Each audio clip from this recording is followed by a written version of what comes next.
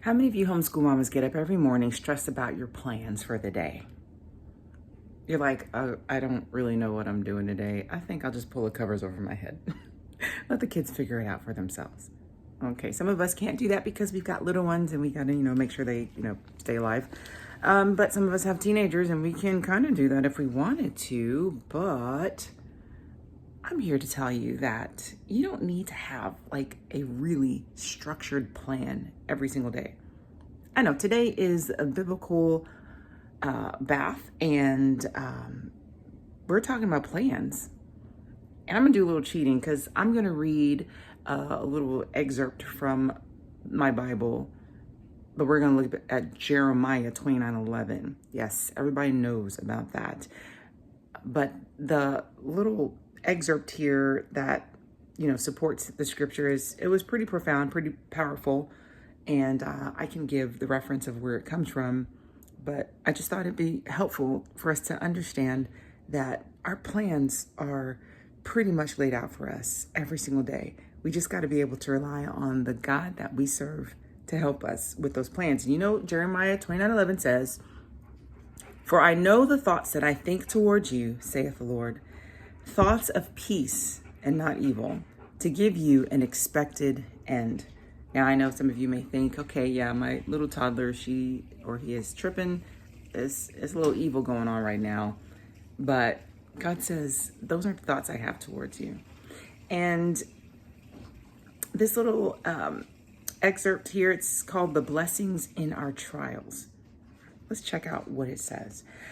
"God permits trials to assail his people, that by their constancy and obedience, they themselves may be spiritually enriched, and that their example may be a source of strength to others. The very trials that task our faith most severely and make it seem that God has forsaken us are to lead us closer to Christ, that we may lay all our burdens at his feet and experience the peace which he will give us in exchange." And this is from a book called, the title is Patriarchs and Prophets, page 129. Can you imagine that? Like, yeah, we kind of sometimes think when our day is just falling to pieces, we want to just cry out, "God, why have you forsaken me?" But God is like, I have sent this trial for you on purpose. It's a part of the plan so that you can rise up and you can say something like, wow, what a wonderful day this is. Don't you just love how we could just have everything we need right here before us? Whether the toddler is throwing a fit over whatever you set before them for breakfast, or the teenager's rolling her eyes again at that thing, that subject that you have to go through with them and they just don't want to do it. You could just say, you know what? I am so happy that we have these things to bless us today. Let's figure out how we can be thankful for all this stuff. And just use that trial, use that experience to buoy up everybody else around you. Because sometimes they need it. They're watching, Mom. They're watching us. And they're watching to see how we deal even with them when they give us a hard time. God has plans for us.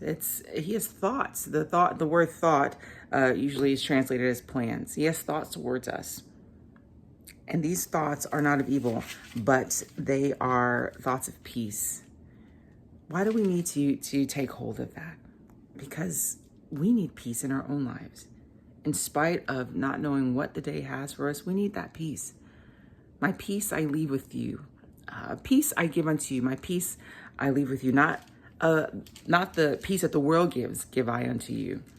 That's what Jesus says. "Let not your heart be troubled, neither let it be afraid." Of that teenager, of that toddler tantrum. Don't be afraid. These are the plans.